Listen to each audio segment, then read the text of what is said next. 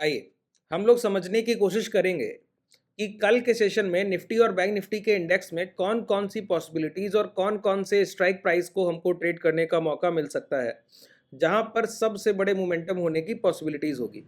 सबसे पहले हम लोग क्या करेंगे, किस टेरिटरी को हम ट्रेड कर रहे हैं, किस दायरे में अभी हमारा बाजार है, इसको समझने की सबसे पहली कोशिश करेंगे। पहला काम इसके लिए बताइए, हम लोग क्या करते हैं, टॉप टू बॉटम अप्रोच, यानी कि सबसे बिगर टाइम फ्रेम पर अपनी नजर रखते हैं। जब हम बिगर टाइम फ्रेम पर देख रहे हैं तो हमारा पहला काम होता है कि रिसेंट प्राइस एक्शन को एनालाइज करना। रिसेंट प्राइस एक्शन को जब आप देखेंगे तो आपको समझ आएगा कि हम लोग एक इन्वर्टेड हैमर डोजी कैंडल से एक बड़ी लिक्विडिटी को उठाने के बाद ये लो को लगातार 3 बार टेस्ट करने जा रहे हैं। ये कौन सा लो है सर? ये जो, अगर इलेक्शन का टाइम आपको याद हो, सेंट्रल इलेक्शन का, उस टाइम पर जो रिकवरी हुई थी, वहां से एक मोमेंटम मिला था, दूसरा मिला था, और तीसरे मोमेंटम के बाद ये जो सबसे बड़ी लिक्विडिटी उठी है उसको अभी तक हम ब्रेक नहीं कर पाए। लेकिन इस डाउनफॉल में और इस डाउनफॉल में और इस डाउनफॉल में, तीनों में एक डिफरेंस है मेजर। सबसे स्ट्रॉन्ग डाउनफॉल जो दिख रहा है वो ये, क्यों सर? क्योंकि इसमें एक इनसाइड कैंडल का फॉर्मेशन हुआ है, जो कि दोपहर के सेशन में जब आपको मैं 14, 21 और 35 के मूविंग एवरेज बता रहा था ना, वहां भी मैंने मेंशन किया। देखिए, इनसाइड कैंडल क्या होता है? वो कैंडल जहां पर बायर या सेलर अपने पावर को जनरेट करते हैं। ठीक है, जैसे मैं आपको बोलूं कि इस सामने खड़े व्यक्ति को एक पंच मारना है आपको, तो पंच मारने के लिए आप क्या करेंगे? सबसे पहले अपना हाथ पीछे ले जाएंगे, और पीछे ले जाने के बाद फिर आगे हिट करेंगे। तो ये जो पीछे ले जाने का ये जो आपने रेंज बनाया, ये आपका क्या था? ये था पावर को अपलिफ्ट करने के लिए, कि जितनी आपकी कोशिश भरपूर हो सके उस पावर को आपने जनरेट किया। किस लिए? कि जितनी तेजी से हो सके उतनी तेजी से इसका मुंह आप तोड़ सके सर, इसके लिए ही किया ना। तो वही काम बायर सेलर के साथ करते हैं और सेलर बायर के साथ करते हैं। तो यहां पर क्या है सर? ये सपोर्ट एरिया है, एक कंसोलिडेशन फेज का वीकली टाइम फ्रेम का सपोर्ट एरिया है, कि प्राइस इस रेंज के नीचे भाव को नहीं आने देना चाहता है। क्यों नहीं आने देना चाहता है? क्योंकि उसको पता है कि इस दायरे के बाद अगर आप जब डेली टाइम फ्रेम पर जाते हैं तो आपको दिखता है कि कोई भी बड़ा सपोर्ट एरिया नहीं लगा हुआ, और अगर ये रेंज 49,000 तक ब्रेक हो गई तो उसके बाद सीधा बाजार का पहला टारगेट जो आएगा वो 47,500 आएगा। तो ये एक बड़ी गिरावट होगी, लगभग 2,500 पॉइंट की। इस वजह से बाजार कभी भी इस रेंज के नीचे, जो कि ये 3 कैंडल्स का एक यहां पर आपको दिखेगा नॉट फॉर्मेशन भी है, तो वो ब्रेक नहीं कर होने देता है। ठीक है, तो इस रेंज में जब आप डाउनफॉल देखेंगे तो आपको एग्रेसिव डाउनफॉल नहीं दिखेगा। वीकली टाइम फ्रेम पे दोबारा चलिए, मैं मार्किंग दोबारा कर दूंगा सर। प्राइस को समझना आपके लिए बहुत जरूरी है। अगर आप प्राइस को बेहतर तरीके से एक बार समझ गए फिर कोई तकलीफ नहीं। ठीक है, फिर आप समझ जाएंगे कि आपको कैसे पूरे हफ्ते ट्रेड करना है। यहां पर देखिए, प्राइस ने क्या किया, इस रेंज को जब टेस्ट करने आया तो लोअर विक के फॉर्मेशन लगातार पड़े थे। मैं कौन सी गिरावट को कमतर रखता हूं, आपको भी पता है कि मेरे लिए वो ट्रेंड डाउन ट्रेंड है नहीं जिसमें बॉडी स्ट्रक्चर कैंडल्स के फॉर्मेशन नहीं हो रहे, रेड बॉडी स्ट्रक्चर कैंडल्स के फॉर्मेशन नहीं हो रहे। यहां पर जब गिरावट हो रही है तो इसमें लोअर विक के कैंडल्स है और बॉडी स्ट्रक्चर है, लेकिन रेड बहुत कम है। यहां पर ये कैंडल तो इंपैक्टफुल है, इसके बाद के कैंडल्स में लोअर विक के फॉर्मेशन दिखते हैं। ठीक है, लेकिन इस बार जो ये गिरावट हुई है ना, इसमें आप ये बॉडी स्ट्रक्चर कैंडल देखें और रिसेंट वीक की अभी शुरुआत ही भर देख लें तो आपको समझ आएगा कि कैसा प्राइस दिख रहा है। हालांकि आज पहला दिन है, वीकली क्लोजिंग में total number of trading sessions 4 और बचे हुए, कल से लेकर फ्राइडे तक।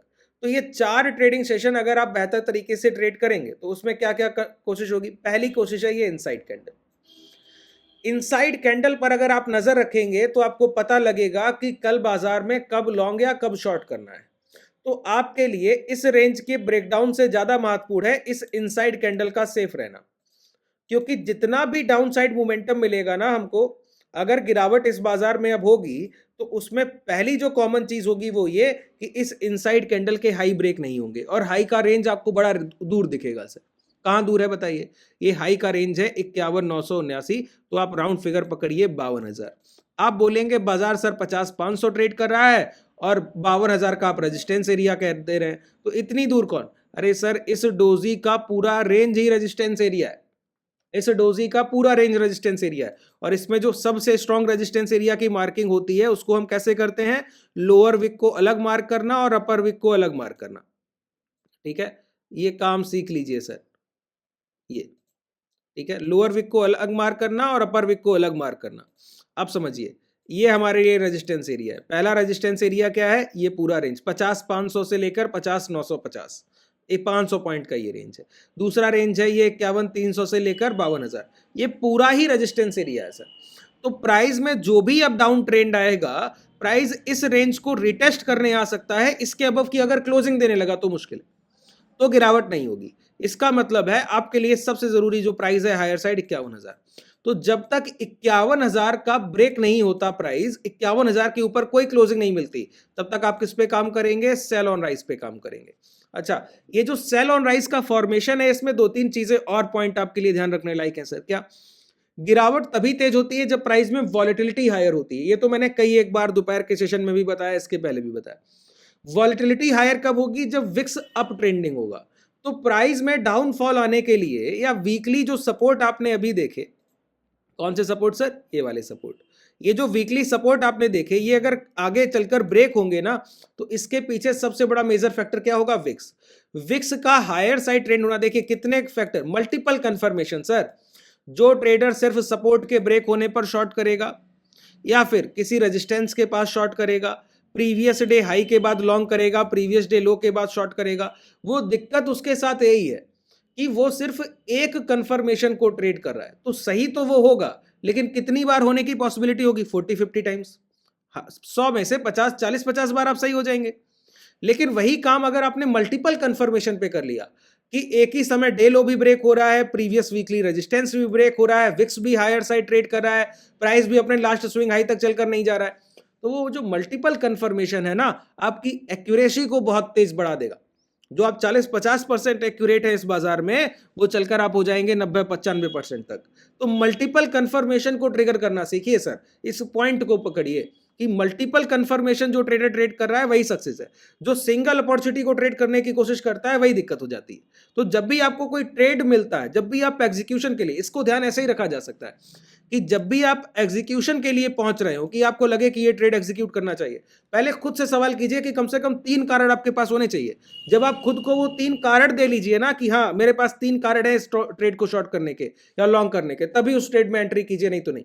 अगर एक ही कारण रह गया तो बिल्कुल मत कीजिए। 2 हैं तो तब भी एक बार हो सकता है कि आपने रिस्क ले लिया सर। 3 के पहले तो करना नहीं है, तो सोच लीजिए माइंड में कि 3 तो होने चाहिए। फिर 4 या 5 मल्टीपल कंफर्मेशन है तो अलग बात है। और दूसरी बात, वो सारे multiple confirmation price action related होने चाहिए या फिर मूविंग एवरेज। ऐसा नहीं कि मैकडी भी देख रहे हैं और एसआई भी देख रहे हैं, सबको मिला के बोल रहे हैं कि ये मल्टीपल कंफर्म, नहीं सर, वो नहीं बोल रहा हूं। ठीक है, इंडिकेटर बेस्ड ट्रेडिंग सबसे ज्यादा लैगिंग है इस बाजार में। दोबारा से मार्किंग करते हैं। तो प्रीवियस सपोर्ट एरिया हमारे लिए ये हुआ। अब ये सपोर्ट एरिया अगर आप देखें तो पहला काम हमको क्या करना होगा? अवर्ली टाइम फ्रेम पर लौटना होगा। किस लिए? कि जहां से प्राइस ये पुल बैक कर रहा है, ये प्राइस समझा जाए क्या है।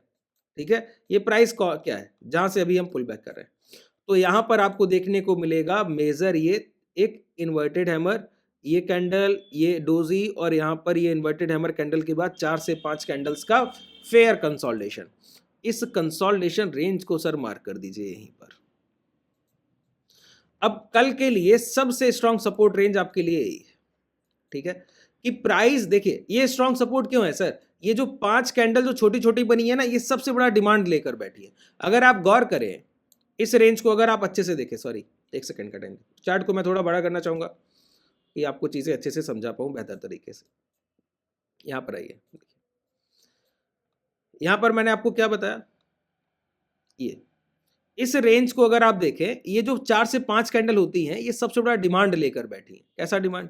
कि प्राइस ने जब पुल बैक किया तो यहां तक पहुंचा भी नहीं, जब ये गिरावट हुई तो भी यहां तक नहीं पहुंचे, जब ये कंसोलिडेशन फेज चला तो भी यहां तक नहीं पहुंचे, जब ये लो ब्रेक हुए तो सबसे बड़ा ये डब्ल्यू पैटर्न का लिक्विडिटी यहीं से उठा। ठीक है, तो यही रेंज है जो प्राइस को रोक कर रखे है। तो कल के लिए डाउन साइड आपके लिए जो सबसे जरूरी लेवल्स हैं वो है 49,650 से 49,700। क्या है? 49,600 से 49,700। तो प्राइस को सेल ऑन राइज आप कब करेंगे? जब ये प्राइस हमको यहां कहीं शॉर्ट करने का मौका मिले 50,500, 50,600, 700, और ऐसे हायर राइज जा रहा हो और अपना लास्ट स्विंग लो ब्रेक कर दे, ऐसे वहां पर शॉर्ट करेंगे। और विक्स राइजिंग होना चाहिए, विक्स राइजिंग नहीं है तो तकलीफ है। ठीक है, और दूसरी बात, कल के सेशन में कभी भी प्राइस आज के डेलो ब्रेक करते हुए 50,600 और 50,700 के लो काटे और उसको वैलिडेट करे। वैलिडेशन मैंने समझाया हुआ है, सभी लोग जानते हैं कैसे होता है, ठीक है? तो उसका वैलिडेशन होना चाहिए। वहां पर जो आपको डाउन साइड मोमेंटम मिलेगा वो बहुत एग्रेसिव होगा। और उसके बाद हमारे टारगेट तो बड़े आसान है सर, ये पूरा रेंज ही हमारा टारगेट है। फिर पूरा बाजार यहां तक आएगा जब तक ये 47,500 टच नहीं करता, तब तक हम सिर्फ सेल ऑन राइज पे चलेंगे। जितनी बार शॉर्ट करने का मौका मिलेगा उतनी बार शॉर्ट करेंगे, ठीक है? उम्मीद है आपने बेहतर तरीके से चीजों को समझने की कोशिश की होगी और समझा भी होगा। अगर कोई सेशन में डाउट रह गया हो तो नीचे कमेंट सेक्शन में आप बता सकते हैं। अगर आप हमसे जुड़ना चाहें तो डिस्क्रिप्शन में टेलीग्राम व्हाट्सएप कम्युनिटी का लिंक है और उसके साथ ही कॉन्टैक्ट डिटेल भी है, जिससे आप डायरेक्टली कॉन्टैक्ट भी कर सकते हैं। शुभ रात्रि, धन्यवाद।